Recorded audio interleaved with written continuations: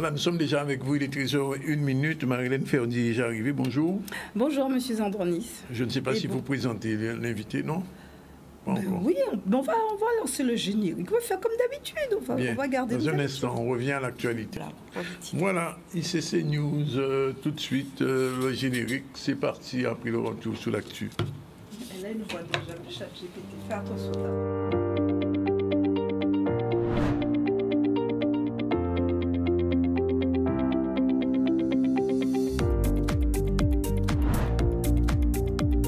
La chronique Culture et Cinéma News, c'est tous les vendredis à 13h dans le ZCL.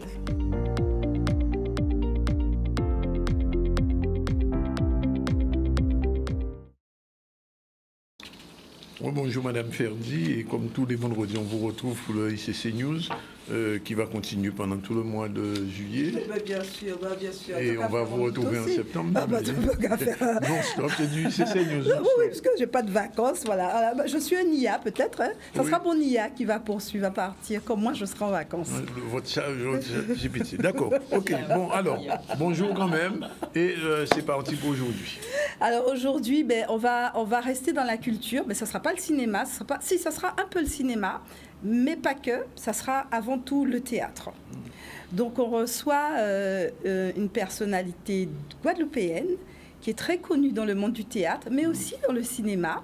Il est comédien, il est auteur, il est metteur en scène, il est acteur, mais il est aussi surtout responsable d'une association très emblématique de la filière du théâtre, à savoir Texte en Parole, qui est une association qui a été créée depuis 2003. Bonjour Théo.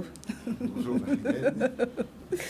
Donc voilà, donc on va quand même faire. Alors Théo n'a pas toujours été auteur, metteur en scène. Comme beaucoup de nos invités, il a eu un parcours qui était à l'opposé de sa passion. Alors déjà, Théo, sa passion pour le théâtre a commencé très jeune, comme beaucoup de nos invités. Au collège, donc on est entre 11 et 14 ans. Donc il a monté une pièce de théâtre qu'il a écrite, qu'il a jouée et qu'il a mis en scène et c'est de là qu'est née cette passion. Mais je ne sais pas si c'est sous la pression de maman ou de papa. Théo n'a pas poursuivi dans le milieu de la culture. Non, il a fait des études qui n'ont absolument rien à voir. Il a fait un MBA dans le management. Oui. Après son MBA, il a continué à l'international, mais dans le secteur immobilier, à l'international secteur immobilier. Et puis, je ne sais pas pour quelle raison, il nous le dira. Il a tout d'un coup eu envie de tout arrêter et de pouvoir revenir à sa passion qui est le théâtre. Il est retourné à l'école, et pas n'importe quelle école, l'école Jean Leloup, c'est une école très connue à Paris. Et donc, une fois qu'il a fini cette période de professionnalisation à cette école de théâtre, il a continué à se former, cette fois-ci direction New York, parce que dans le cadre de ses précédentes activités, ce qu'on n'a pas dit, c'est que Théo aussi a travaillé beaucoup avec les États-Unis et est très à l'aise en anglais. Donc, dans cette école, il a suivi, il a intégré une école très connue à New York, celle de Bruce Ornstein. Je ne sais pas si j'ai bien prononcé, merci. Ornstein, oui. Ornstein. Et là, il y est rentré. Pourquoi? Pour pouvoir améliorer son jeu d'acteur et être capable de jouer sur tout type de registre. Et donc, quand il est sorti de ces deux formations, tout de suite, il a commencé à monter une scène, le Tartuffe, pas n'importe où, au Théâtre du Tambour, au Royal Paris. Ensuite, il s'est produit dans plusieurs pièces aux États-Unis, en langue anglaise. Bon, je ne vais pas toutes les citer. Mais en Guadeloupe, on le connaît. Alors, les gens qui vont se dire, mais ce visage, je le connais, c'est pour une pièce.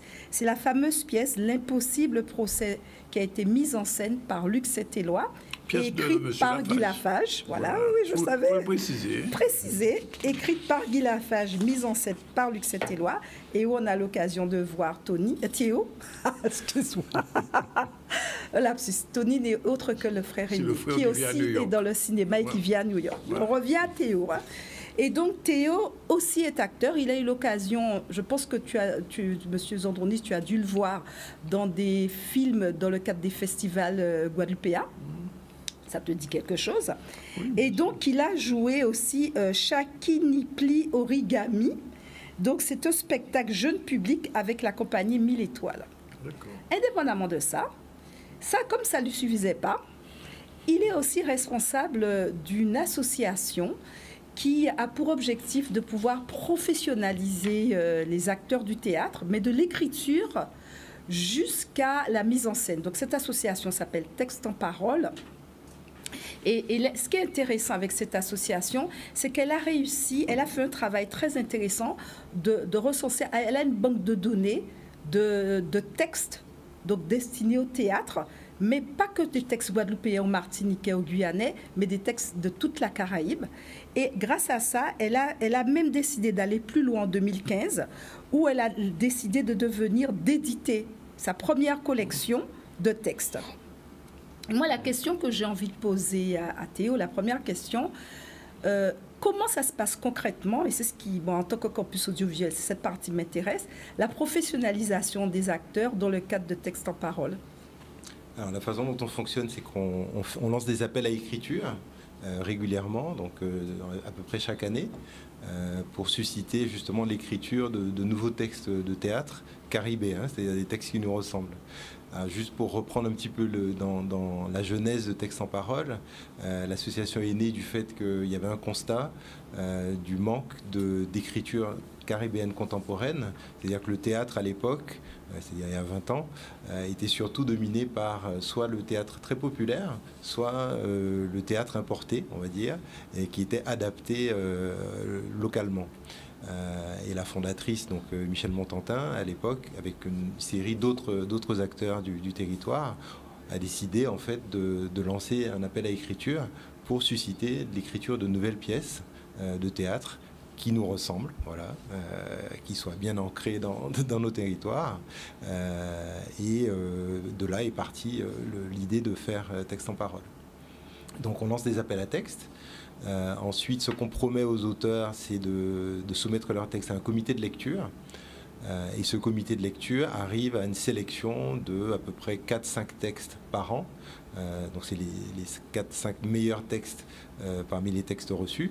Alors, il faut préciser que les textes sont analysés sous anonymat. Donc le comité de lecture ne sait pas qui a écrit les textes. Et de là, on fait des lectures publiques des textes pour inciter des metteurs en scène à monter ces textes. Parce que l'idée du théâtre, c'est pas que d'être sur le papier, mais c'est vraiment d'être joué. Donc notre objectif, c'est effectivement que le maximum de textes soient joués. Juste une question. Il y a déjà, depuis plusieurs années, beaucoup de pièces de théâtre qui ont été jouées et malheureusement, on ne trouve pas le manuscrit. Je prends par exemple tout ce que Cyclone a fait à l'époque, etc. Des gens comme Cancel et tous ces gens-là. Qu'est-ce qu'on peut trouver, qu'est-ce qu'on peut faire pour retrouver ces textes qui ont été intéressants d'ailleurs? Alors, en tout cas pour Texte en Parole, depuis 2016, on a lancé des éditions numériques des textes qui sont sélectionnés. Alors c'est vrai que le numérique, c'est pas forcément l'option la plus simple pour avoir des textes en main, mais en tout cas c'est la solution que nous avons trouvée pour l'instant. Et de plus en plus d'auteurs se rapprochent d'éditeurs, on va dire nationaux, j'aime pas trop le terme, mais des éditeurs de la place. Et il y a des éditeurs locaux qui commencent de plus en plus à s'intéresser au théâtre. Je ne vais pas citer le nom, mais il y a une édition locale, voilà, qui a édité un des textes qui a été sélectionné par Texte en Parole récemment. Donc ça commence, c'est effectivement le constat que tu fais est vrai, mais l'industrie est en train de s'organiser, le monde de l'édition est en train de s'organiser justement pour mettre en valeur ces textes de théâtre. D'accord. Alors ce qu'il y a d'intéressant aussi, c'est que Texte en Parole, c'est aussi un réseau de partenaires, je crois. Absolument. Donc, en fait, tu parlais de la professionnalisation. Je n'ai pas fini complètement de répondre à ta question sur la professionnalisation, mais justement, dans ce contexte de professionnalisation, ce qu'on cherche à faire, c'est promouvoir nos auteurs, aussi bien à l'international qu'au national.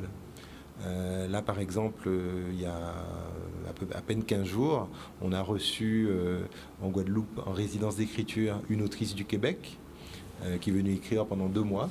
Et on a fait d'ailleurs la restitution de sa résidence d'écriture dans un hôtel du Gousier. Et en parallèle, on a une autrice de Martinique qui est partie au Québec, à Montréal, pendant 2 mois, pour écrire aussi une pièce donc, qui a été lue dans le cadre d'un festival qui s'appelle le Festival du Jamais Lu. Et le Jamais Lu, c'est effectivement un de nos partenaires au Québec. De la même façon, alors de l'autre côté de l'Atlantique, on a noué des partenariats avec les Chantiers Nomades, qui est un organisme de formation qui travaille avec la région Guadeloupe, avec le pôle régional des arts du spectacle de la région Guadeloupe. Et donc on est en partenariat aussi avec eux. Et récemment, on a établi un partenariat avec un centre dramatique national qui s'appelle les Tréteaux de France, voilà, qu'on a fait venir en Guadeloupe, mais qu'on a sollicité aussi pour promouvoir nos textes caribéens dans tout le réseau de France que ce centre dramatique national fréquente en fait. Alors moi j'ai des exemples autour de moi. Alors, je connais quelques personnes autour de moi, donc des professionnels c'est plutôt des auteurs et des scénaristes et qui ont cette envie de se lancer dans le théâtre. Alors, pour répondre à l'appel à projet, est-ce qu'il faut déjà avoir une expérience ou n'importe quel débutant qui a eu cette envie et qui a une facilité d'écriture et a une histoire à raconter pour une mise en scène, est-ce qu'il peut quand même candidater ou il y a des modalités bien précises ou une expérience pour répondre à vos appels à projet? Alors, on va dire que c'est la qualité du texte qui prime. Nous favorisons l'émergence. Donc, un auteur, une autrice peut être débutant et soumettre un texte en parole. Comme c'est sous anonymat, donc tout le monde peut effectivement envoyer son texte. Alors, il y a un minimum technique, on va dire, un minimum en termes de qualité des textes qui est attendu, puisque comme l'objectif, c'est que les textes soient montés. On ne va pas proposer au public des textes qui ne sont pas d'une qualité suffisante, on va dire. Donc on peut être débutant et avoir beaucoup de qualité d'écriture. Donc voilà, ça n'exclut pas du tout les débutants. Mais il faut quand même qu'il y ait une bonne qualité au niveau de l'écriture. On a un terroir, on a un vivier quand même d'auteurs capables de sortir des textes. Parce que on a reçu précédemment Eddie Arnel qui nous disait que le théâtre était un peu... on ne sent pas le dynamisme qu'on a connu il y a de ça 10 ou 20 ans. Et je ne sais pas si c'est la même chose, si le ressenti est le même pour vous. Et donc on se posait la question du vivier, est-ce que c'est lié à ça ou pas? Alors, je pense qu'il y a un vivier qui est important. Mon diagnostic, on va dire... comme ça, à brûle pour point, c'est de dire que il y a peut-être des gens qui n'osent pas en fait faire le pas d'écrire, et c'est pour ça que c'est un peu pour ça qu'on est là en fait, c'est-à-dire de susciter ces écritures et surtout de faire entendre les textes et de tout organiser au niveau de la chaîne de la création pour que les auteurs se rendent compte que moi j'ai écrit un texte, mon texte sera joué. Nous, on est en relation dans l'association avec des auteurs émergents. Et c'est toujours fascinant de voir, tu vois, justement la fascination de ces auteurs, de voir que leur texte sera édité même si c'est une autre édition, voilà, qui compte pas beaucoup d'ouvrages, hein, mais c'est voilà, valorisant. C'est ça, c'est très très valorisant. Alors, que leur texte soit lu. 2, que le texte reçoive une fiche critique, donc voilà. Et puis après, une fois qu'on est on va dire, dans le réseau texte en parole, ou en tout cas dans la sphère d'influence texte en parole, nous, on accompagne les auteurs. Donc si par exemple, on se rend compte qu'il y a un projet de résidence, je ne sais pas, en Afrique ou au Québec, mais à ce moment-là, les auteurs qui sont dans notre base de données reçoivent nos informations. On leur dit, tu devrais candidater à cette résidence, tu devrais faire ci, tu devrais faire ça. On les aide vraiment à... Tu parlais de professionnalisation, donc on les aide à se professionnaliser justement dans la partie auteur. Mais pas que, parce que là c'est l'actualité de Texte en parole, donc là on va bientôt terminer. C'est juste nous parler de ce fameux festival qui va bientôt arriver, donc dans le milieu du théâtre, que vous organisez. Oui. Pas que pour les professionnels, d'après ce que j'ai compris. C'est ça. C'est le festival itinérant de Texte en parole, donc qui aura lieu du 26 juin, donc c'est bientôt, du 26 juin au 1er juillet. Donc c'est un festival itinérant parce que notre idée c'est d'aller dans les territoires, d'aller au plus proche des différentes populations. Donc l'ouverture sera le 26 juin dans un hôtel du Gosier. Je pense qu'on peut le nommer, n'est-ce pas, Monsieur Zandronis? On peut nommer l'hôtel, tant qu'à faire. Donc c'est l'hôtel Arawak. Ensuite, on aura une itinérance chaque jour. Donc sur les 6 jours que compte le festival. Donc le premier, ce sera à Gosier, donc à l'Arawak. Le deuxième jour, ce sera à la médiathèque de Pointe-à-Pitre, médiathèque Boisneuf. Le troisième jour, mercredi 28, ce sera à La Mecca, à Basse-Terre. Le jeudi 27 ou 28, je ne sais plus.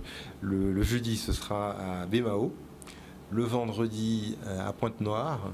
Le samedi à Petit Canal. Et le samedi soir, ce sera la grande soirée des 20 ans de Texte en Parole qu'on va célébrer à l'Arawak avec là aussi un programme intéressant, des lectures et même un concert de musique pour agrémenter le tout. Alors, on peut retrouver toutes ces informations où? Alors, on retrouve ces informations sur notre site et sur les réseaux sociaux. Donc, vous tapez Texte en Parole, je crois qu'il y a le logo derrière moi. Donc, Texte en Parole, donc texte au pluriel, parole au pluriel. Donc, on est présent sur Facebook, Instagram et nous avons un site internet aussi. Alors, donnez-nous quelques heures pour le mettre à jour. Donc, d'ici demain ou dimanche, toutes les infos seront présentes. Alors, le festival est gratuit pour le public, c'est important à souligner. Et il faut simplement s'inscrire, mais il y aura le lien d'inscription sur les réseaux. Très bien. Voilà. Une belle idée pour ces vacances. Hein. Moi, je trouve que c'est pas mal. Petit festival, nouveau texte festival. Alors, ça va s'appeler Festival Texte en Parole. C'est le festival itinérant Texte en Parole. Voilà. Bien, on verra ça avec plaisir.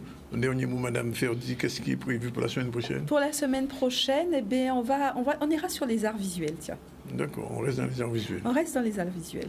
Alors,